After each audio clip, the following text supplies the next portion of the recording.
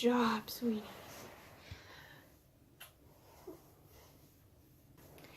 Hey guys, I just wanted to make a little video today. I've seen a lot of people asking me personally just in my day-to-day life, as well as ooh, bless you, Jake. Sorry, my puppy's right here. You can see his little nose. As well as I see a lot of comments and stuff on social media that a lot of young teenagers want to go vegan, and they obviously still live at home. And their parents, don't let them, don't understand, don't want them to, and I always see these questions of how do I convince my family, or how do I force my family? And honestly, you are in charge of what you eat, ultimately, but you live at home, you have to respect your parents' wishes. If your mom makes you dinner every single night, it's kind of rude to not eat it, you know what I mean? So I just wanted to kind of walk you guys through a couple suggestions that I have to support you going vegan and to help your family understand why you're doing it and what you want to do. First things first, you need to understand what going vegan means. It means that you're giving up not only meat and fish and shrimp and stuff like that, but you're also giving up all animal byproducts, and that means anything from chicken broth to butter, eggs, milk, cheese, etc. That means almost all the candy you eat, chocolate you eat, ice cream, desserts. A large part of your American diet will be gone, and that freaks a lot of people out. And when people think about all of the things that they consume that are animal-based, they think that, oh, I can't eat ice cream anymore, I can't eat butter anymore, I can't eat bread anymore, because bread has eggs in it sometimes. And so people kind of freak out because they think, oh my god, what am I going to eat? And most likely, if you are going to your family saying, I want to be vegan, but that means I can't eat these things, they're going to freak out and think, well, what am I going to feed you? Your nutrition's going to go down, you're not going to have enough protein or iron or any of these basic nutrients that people assume meat are the best sources of, when in fact they're not. And so you need to understand what going vegan means as far as keeping up your nutrition. You can be healthy and eat meat, and you can also be healthy and be vegan, but you can be unhealthy just as easily. You can be vegan and eat Oreo cookies and Lay's potato chips all day long. Are you harming animals? No, but you're also harming yourself by a lack of nutrients and a lack of sustainability within your diet.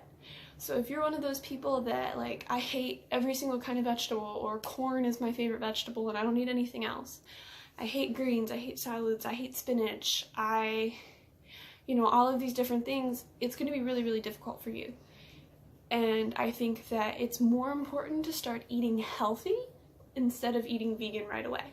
You need to learn to enjoy your fruits and vegetables, to enjoy grains, learn how to cook healthy and sustainability for your body before you try to go completely vegan. Now, if you already live a healthy diet and you love your fruits and vegetables and you've got your head completely wrapped around it, but the only thing that you need to do is convince your family, then it's going to be a whole lot easier from there. First things first is you need to be involved in cooking. You need to be involved in your meal preparation. You need to help out in the kitchen, whether that means, doing dishes afterwards, helping your mom prep before she gets home, or whoever happens to cook for you. Being involved in the kitchen, offering your help, and cooking for yourself makes it a whole lot easier for you to prepare a vegan meal for yourself and for your family. I cook vegan for my family all the time, and my family is the type of family where a salad doesn't satisfy them. It's not a meal without meat, and yet I'll make 5 or 6 different vegetable dishes, like mashed potatoes with gravy and green beans and fried zucchini, and all of these great things that when you put them together are really, really filling, and my family happens to love it.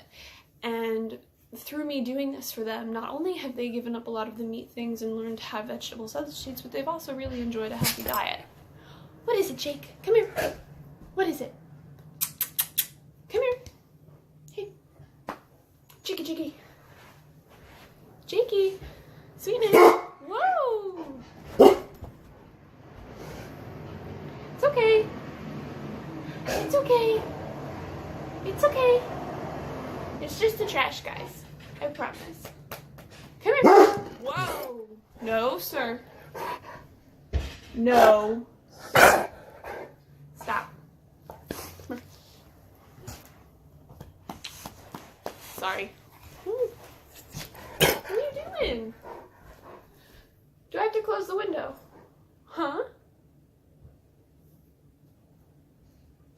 Jake, are you done barking?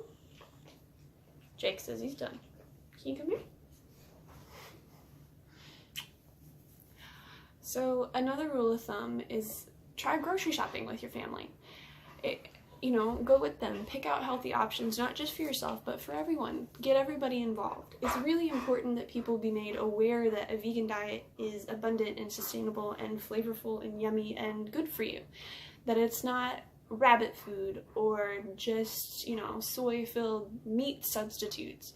These things aren't good for you. The best part about a vegan diet is eating the natural fruits and vegetables, the plant-based foods in which we were meant to eat.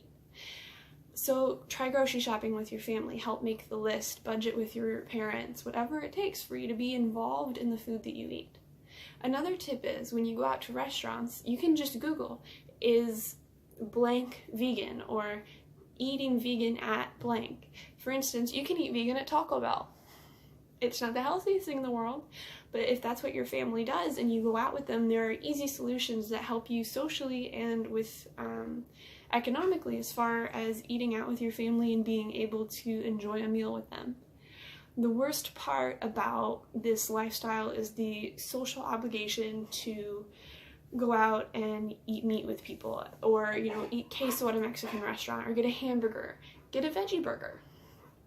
When you go to Taco Bell, get the 7-layer burrito with no cheese and no sour cream. It's just as good and you'll feel just as involved, and nobody will hardly even notice that you are eating vegan. And it makes the transition a whole lot easier as far as family and friends go that aren't really educated about that lifestyle. Another tip that I have is don't be annoying. I know that this sounds really, really strange and that you have discovered this and that you're super duper passionate about it and that it's so important to you, and it is. But other people aren't going to understand that. And if you bother someone too much, their automatic answer every time you bring it up is no. You don't want to associate your want to be vegan with being a negative thing or something stressful that, adults have to talk to you about every single time they come home. You don't want to be an annoyance or a bother. It's one thing to say, like, hey, can we sit down and talk about this for 20 minutes? Like, is that okay? Or, oh, will you watch this video with me? I really want both of us to learn about this together. It needs to be an involved thing with all of your family members so that everybody can learn about this lifestyle together. And you may not convert everyone, and that's okay. And another thing is, don't be mean. Don't be, that typical, angry vegan that you see online. Hi, baby. You don't want to shame others for their diet. You want to inspire them with yours. Don't call everyone that you see eating a hamburger a murderer. Yes, it's awful and it's wrong, and I completely agree with you for having that opinion, but it upsets people. You don't want your lifestyle to come off with a negative connotation. All it does is close people out and make them upset. You want your lifestyle to come off with, well, it's really good for the environment, and it's really good for your health, and you'll feel better, and look at all these yummy, colorful, beautiful, abundant things that I get to eat.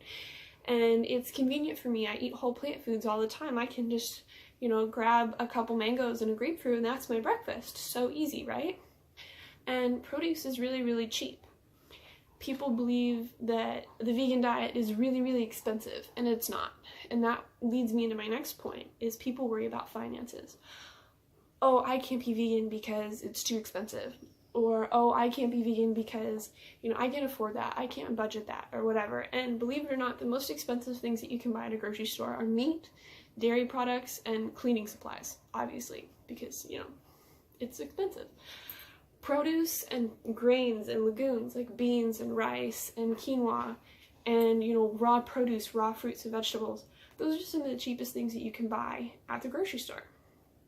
What gets expensive if you're trying to live a vegan diet is the substitute meats, the fake cheese, the fake mayonnaise, the fake meat. And yes, I do enjoy some of those things. However, those things are what makes the vegan lifestyle seem so expensive to people, when in reality, buying a bag of oranges is a whole lot cheaper than buying a steak, or buying a couple heads of lettuce is a whole lot cheaper than buying a chicken breast.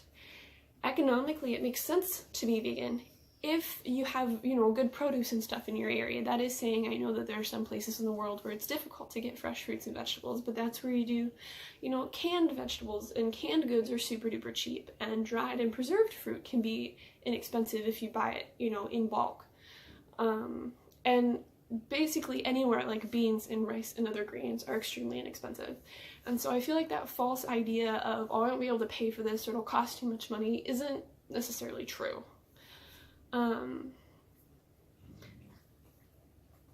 I hope that, you know, all of these ideas kind of help you out, and that you learn to nicely and welcomingly expose your family members and friends to this diet, and that hopefully these steps will slowly help you to get there.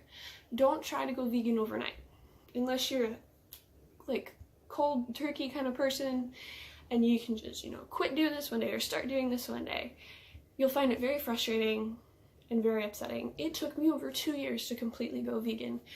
2 years ago I cut out eggs, and then about a year ago I cut out milk and butter, and it wasn't until, you know, maybe 6 months ago that I cut out, you know, cheese and like baked goods with all of that kind of stuff in it. So it takes a long time for you to slowly make that transition, but it's worth it. It's better on your body, and it's better on you socially, and it's better for you to figure out what you eat, and so that you can slowly replace these things that you're missing so that you don't have any nutritional issues.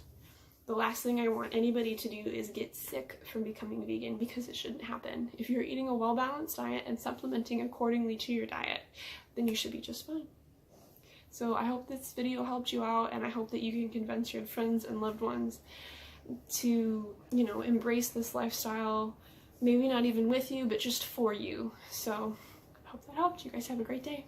Bye. Cheek. Up. Up. Cheek up. You don't want to get up? You say goodbye.